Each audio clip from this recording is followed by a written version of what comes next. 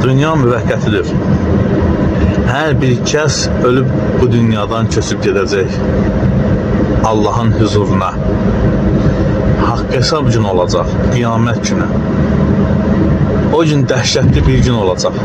O gün ana övladını atıb qaçacaq. Öz hayında olacaq. Vallahi sən etdiyin hər bir günaha görə, mən etdiyim hər bir günaha görə Allaha cavab verəcək.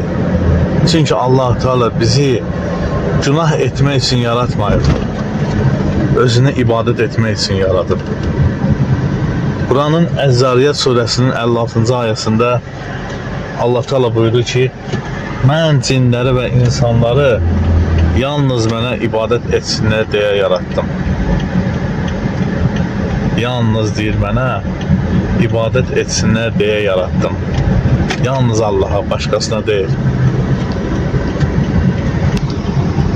Ona görə sənə ölüm gəlməmiş, tövbə et Allah'a.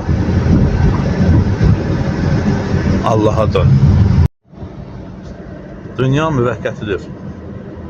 Hər bir kəs ölüb bu dünyadan köçüb gedəcək. Allahın huzuruna. Haqq hesab günü olacaq, qiyamət günü. O gün dəhşətli bir gün olacaq. O gün ana övladını atıb qaçacaq.